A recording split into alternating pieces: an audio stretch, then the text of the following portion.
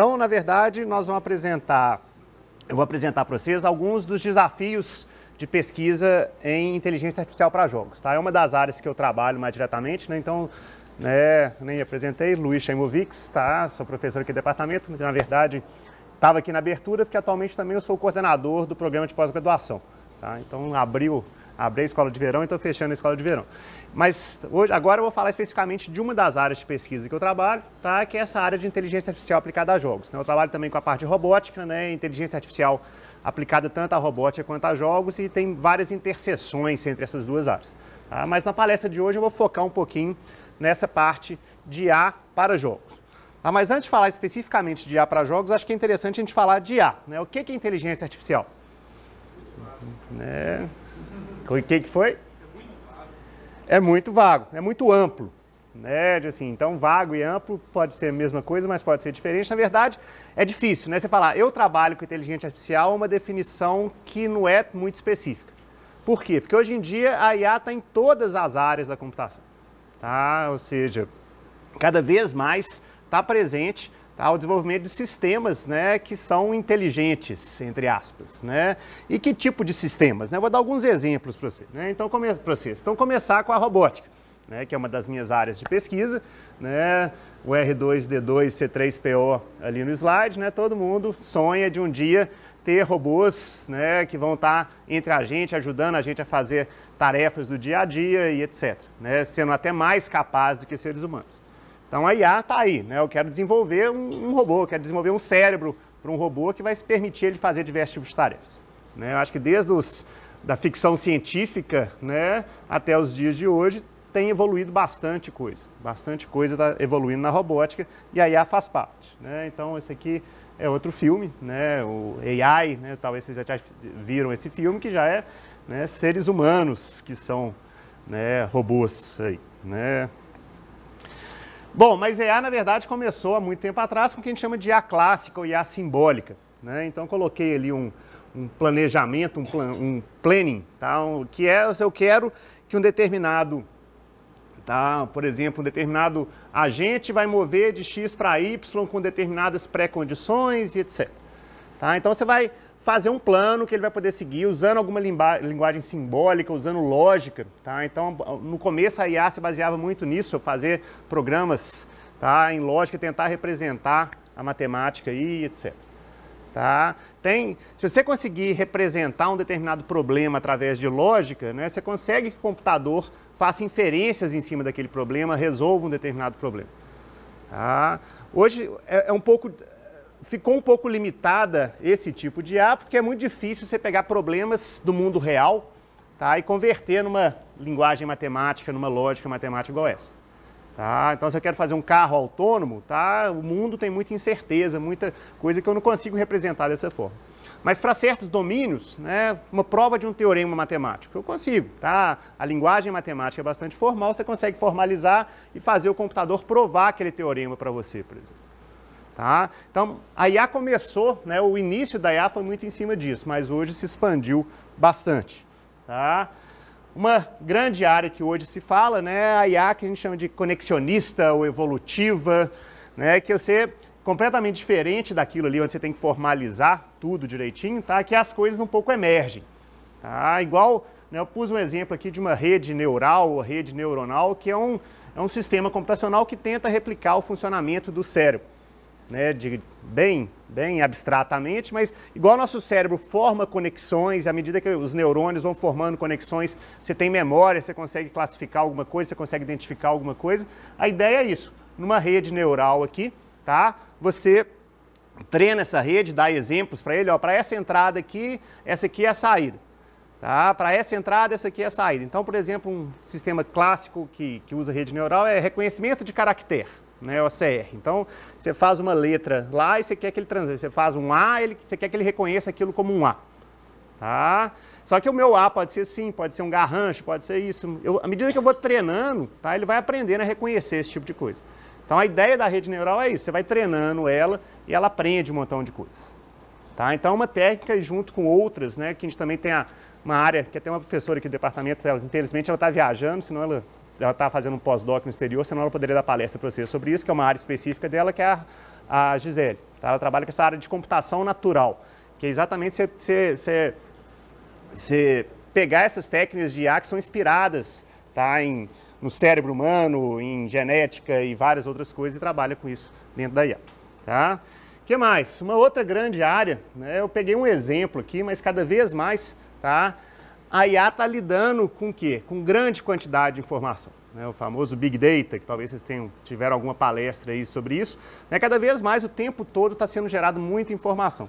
Então, como é que eu pego essa informação e transformo em coisas úteis? Né? Então, aí, os algoritmos de IA, né, aprendizado de máquina e etc., estão muito nisso aí. Então, eu peguei um exemplo aqui de um sistema de recomendação da Amazon. Tá? Não sei se vocês tiveram palestra sobre sistemas de recomendação, o Rodrigo, né, deve ter falado para vocês. Tá? Então, o que é isso? Né? Isso aqui já tem alguns anos ainda, mas a ideia é, de acordo com as coisas que eu estava comprando na Amazon, ele começou a me sugerir. Né? Na época, eu comprei eu estava viajando para um parque nacional no Chile, ele deu uma dica do guia o guia do Parque Nacional, alguns livros sobre jogos e por aí vai. Então, ou seja, a partir das minhas compras, das compras de todo mundo que comprou aqueles livros, o que mais que eles compraram, o que são interesses, ou seja, começa a processar esse tanto de dado, né, e vai te dar uma sugestão inteligente. Então, são algoritmos de mineração de dados, de aprendizado de máquina, etc., que estão por trás disso aí. Né? São algoritmos de IA, né, mineração de dados. Na verdade, mineração de dados usa algoritmos de IA, né, aprendizado de máquina é um algoritmo, uma certa forma de IA, ou seja, é bem amplo. Né, como eu falei, IA está quase em tudo aí. Tá? Outro exemplo legal, talvez vocês já trombaram com alguns desses aí, os famosos chatterbots.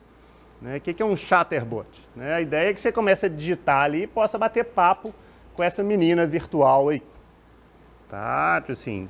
Então, você está desenvolvendo um programa de computador que vai conversar com você.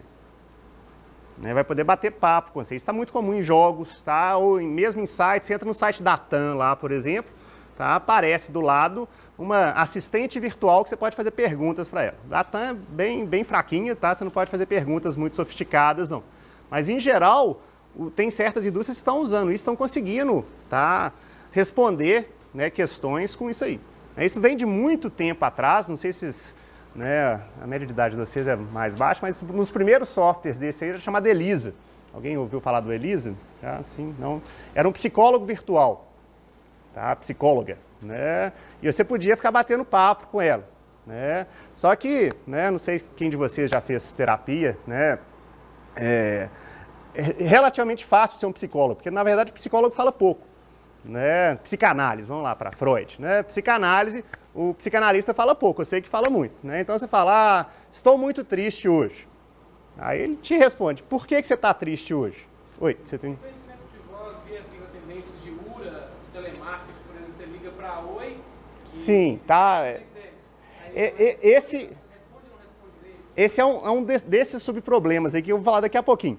Tá? Mas a ideia da Elisa era exatamente... você poder conversar com ela. Era um algoritmo extremamente simples, no caso, né? Então, isso que eu acabei de falar para vocês, né? De assim, estou muito triste hoje. Aí ele só faz uma pergunta, por que você está muito triste hoje? Tá? Porque, sei lá, briguei com minha namorada. Fale mais sobre isso. Né? Sei lá. Então, era extremamente simples, mas já entretia e conseguia conversar, entre aspas, com as pessoas. Né? Aqui eu mostrei, né, um sistema de chatterbot textual, né? Mas como ele perguntou, cada vez mais você tem sistemas que têm o processamento de linguagem natural. Você tem que entender a voz do ser humano. Né? Não sei quem de vocês já usou o assistente do Google lá, né? O Google, como é que chama? Fugiu o nome, o Now. Né? Eu pergunto aqui, qual a temperatura de Belo Horizonte hoje? Vocês já ouviram isso? Já viram o Google Now, todo mundo? Tá? Ele consegue entender a pergunta. Deixa eu... demonstração online aqui, vamos ver se vai funcionar. Tá? Cadê meu Google? Qual é a temperatura de Belo Horizonte hoje?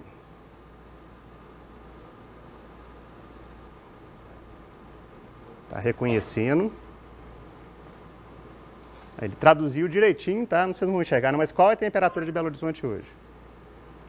A temperatura máxima prevista para hoje em Belo Horizonte, Minas Gerais, é de 32 graus. A mínima é de 19 graus. Certo, então onde chegamos, né? Eu fiz uma pergunta aqui, tá? O que ele fez? traduziu minha pergunta, entendeu o português direitinho da pergunta que eu fiz, tá? Fez uma pesquisa no Google, tá? E para certos tipos de pergunta, ele já consegue ter uma resposta pronta, formatada, ele mostra aqui a temperatura e ainda responde com voz. Isso é legal demais. Para outras perguntas que ele não sabe responder com voz, tá? Uma pergunta, né, sei lá, o que é um chatterbot? Se eu perguntar isso aqui no Google, tá? O que ele vai fazer? Ele vai fazer uma pesquisa no Google e mostrar o resultado da pesquisa para mim. Ele não vai te responder com a voz, mas, de novo, ele entendeu o meu português, traduziu perfeitamente, tá? E, em alguns casos, até conversou comigo. Isso aqui vai ser cada vez mais comum, né? Então, assim, onde estamos chegando, né? Isso, né, está muito relacionado com o chamado teste de Turing. Vocês já ouviram falar do teste de Turing? Todo mundo? Né? O que é o teste de Turing? O teste de Turing foi proposto por Alan Turing, né, um dos pais da computação aí, na década de 50, década de 60. Ele propunha o seguinte: se você tá numa sala, tá? Eu estou aqui num chat, tá, com alguém ali do outro lado, do lado de fora daquela porta. Tá? Se eu fazer no meu chat, eu não conseguir identificar se quem está me respondendo é uma pessoa ou é um programa, tá? Quer dizer que aquele programa passou no teste de Turing. Né? Ou seja, aquele programa está sendo humano demais, eu não estou conseguindo reconhecer que é uma máquina. Tá? E isso envolve muita coisa. Envolve o quê? Processamento de linguagem natural, né? Ou seja, entender o que eu estou escrevendo ali, porque eu posso perguntar para ele: oi, como você vai? Né? Como está você? Eu posso perguntar: e aí, velho, beleza? São a mesma pergunta de duas formas completamente diferentes e ele tem que saber responder.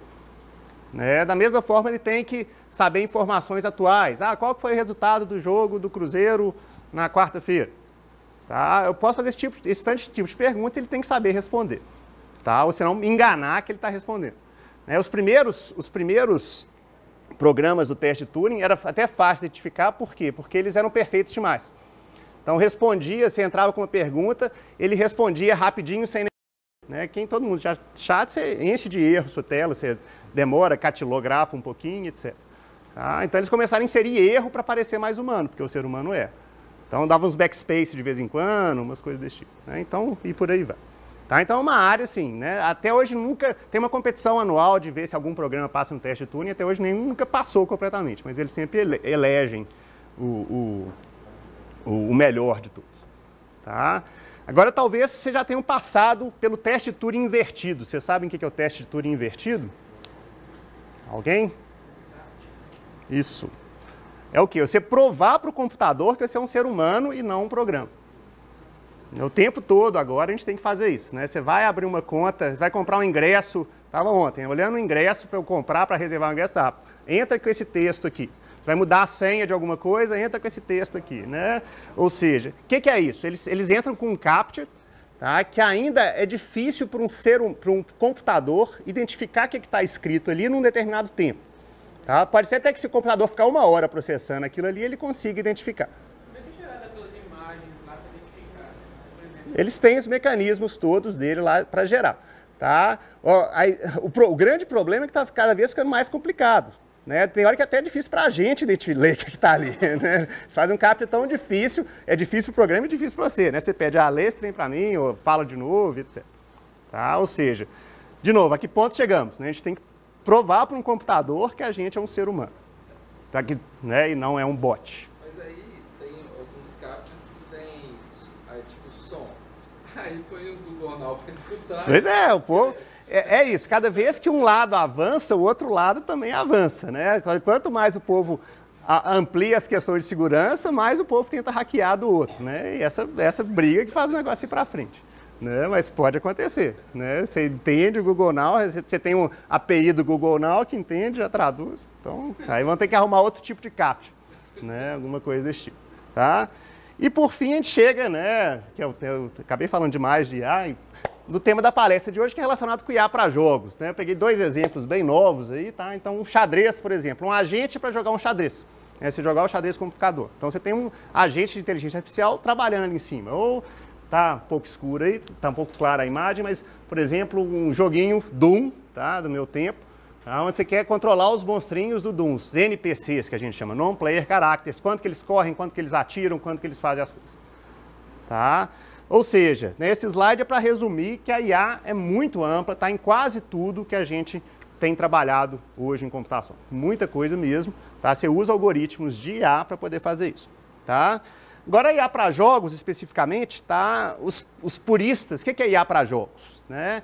Então, os puristas da IA para jogos falam que seria um pouco como o teste de Turing, né? Ou seja, você está jogando um jogo lá, mata-mata qualquer, tá? Você tem sua equipe, tem seus adversários. Se você não conseguir identificar se você está jogando contra um adversário real, né? Você está jogando na rede, você não sabe se é um cara lá da Rússia jogando contra você ou se é um bot jogando contra você.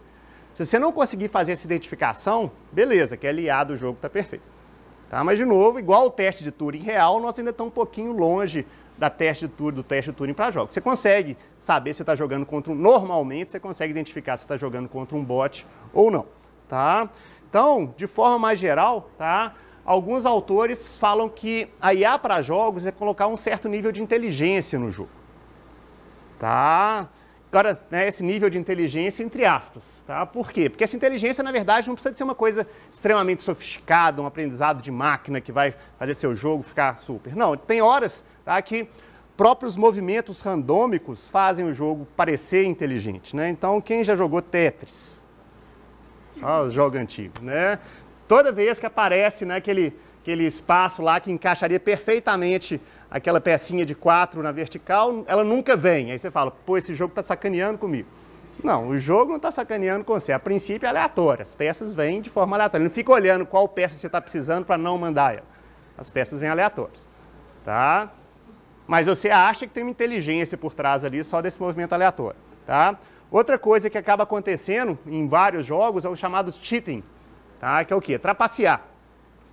Tem horas que você acha, nossa, esse jogo tá foda, eu não consigo, esse chefão tá bom demais, eu não consigo matar esse cara de jeito nenhum, tá? Não é porque a IA dele é superior, pode ser porque ele tem mais arma que você, ele tem uma visão completa do mapa e você não tem, você vê só a parte do mapa, ele sabe o mapa todo, ou seja, ele tem mais informação que você. Então, o roubar é isso, tá? Ele tem mais arma, tem mais poder, tem mais informação, etc. E você acaba achando não, que ele é bom. Tá? Por isso a IA para jogos é um pouco mais flexível, né? Essa aqui é uma definição de um dos livros de IA para jogos que fala o seguinte: qualquer coisa que dê ilusão de inteligência, tá? Num certo nível, tornando o jogo mais imersivo, desafiante e principalmente mais divertido, pode ser considerado uma IA para jogos.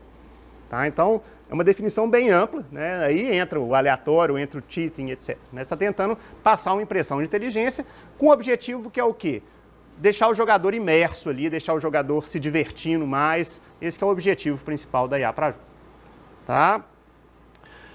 De certa forma, considerando, né, como é que a IA com esse conjunto de técnicas que são aplicadas, né, então, principalmente na indústria, a IA está focada em 3 coisas. Tá? A primeira é a movimentação dos personagens. Como é que eu pego um personagem e movo ele de um lugar para outro? Tá? Tomada de decisão. Como é que um personagem, né, todos esses personagens controlados pelo computador, como é que ele decide? Eu tenho que buscar saúde, eu tenho que atirar, eu tenho que construir uma determinada base, eu tenho que fazer isso, tenho que fazer aquilo. Tá? E num nível um pouquinho mais alto, a parte estratégica. Tá? Por exemplo, você pode pensar que xadrez, um computador que joga xadrez, ele está pensando na estratégia do jogo. Vamos mexer essa peça primeiro, para depois mexer aquela, que ele vai fazer aquilo, etc. Tá? Oi? É um nível um pouquinho mais alto. Tá? A estratégia, tanto que aqui, não sei se isso aqui é laser pointer, deixa eu... Isso. Tanto tem esse diagramazinho aqui, ó, que mostra como é que essas coisas se encaixam num jogo, tá? Então, esse jogo, em geral, você tem, né, a interface do mundo do jogo aqui, tá? Né, onde a IA pega a informação dela, a posição dos personagens, as coisas todas, etc. Tá? Aqui é o chamado loop do jogo, né, onde as coisas, o jogo está rodando e está acontecendo. Tá? Aí você tem, né, uma coisa mais alto nível aqui em termos de estratégia, né, que pode até ser considerada para grupos de agentes. Tá? Você está num jogo, né, RTS.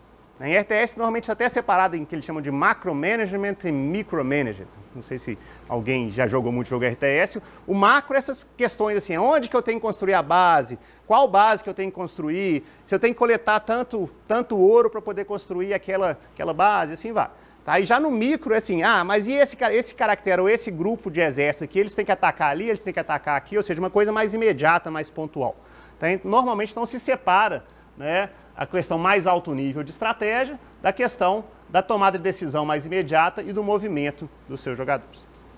Tá? Então acaba que a IA para jogos, principalmente vamos falar assim, nos jogos comerciais, na indústria de jogos, fica bem concentrada nisso aí. Tá? Mas nós, na academia, né, nós estamos interessados em mais coisas. Nós estamos interessados o quê? Na pesquisa.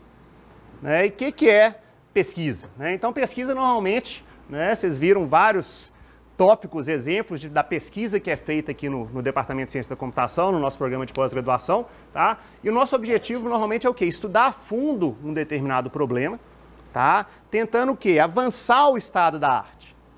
Né? Ou seja, ir além do que existe hoje, procurando novas soluções e etc. Tá? Então, normalmente você vê, esse problema envolve o quê? Quem já trabalhou com ele? O que já propuseram? E se eu fizesse isso? E se eu fizesse aquilo? Eu vou ter uma hipótese de pesquisa e vou tentar provar aquela hipótese. Né? Então, normalmente a gente tenta gerar inovação, tá? A gente tenta avançar as fronteiras do conhecimento humano.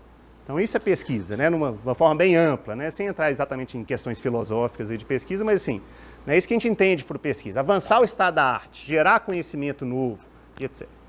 Tá? E a pesquisa em IA para jogos é uma coisa muito recente. Tá? É coisa de 5, 10 anos para cá. Tá? Que o pessoal começou a ver, vamos tentar avançar o estado da arte da inteligência artificial em jogos. Em vez de ficar fazendo só máquina de estado finito, que o personagem vai daqui para cá, vamos tentar fazer coisas mais interessantes com isso. Tá? Então, em 2012, tá, teve um seminário nessa cidade alemã de Dachau, que juntou vários pesquisadores da área de IA para jogos e começaram a ver quais são os nossos desafios. Né? Que são os temas mais quentes na parte de IA para jogos para a gente conseguir avançar o estado da arte dos jogos. Tá? Então, nessa palestra eu vou falar um pouquinho para você sobre isso. Foi baseado nesse seminário, tá? Foi escrito esse artigo, tá, do Iacanax e do Togelius, tá, que são dois pesquisadores da área de IA, que acabou de ser publicado em 2014. Na verdade, foi um pré-print que foi publicado, ainda não tem a edição da revista, tá, mas foi na Transactions on Computational Intelligence, que é uma revista bastante renomada nessa área de IA para jogos. Tá, e eles identificam e discutem 10 áreas de pesquisa que são mais ativas nessa parte de IA para jogos, tá, que são as mais desafiantes, onde o estado da arte da parte de IA para jogos tende a avançar. Tá? Então, eu vou tentar dar uma passada nesses 10 tópicos para vocês e depois falar um pouquinho da pesquisa que a gente tem feito aqui, tá? Que vários dos tópicos são relacionados também com essas áreas que eles identificaram.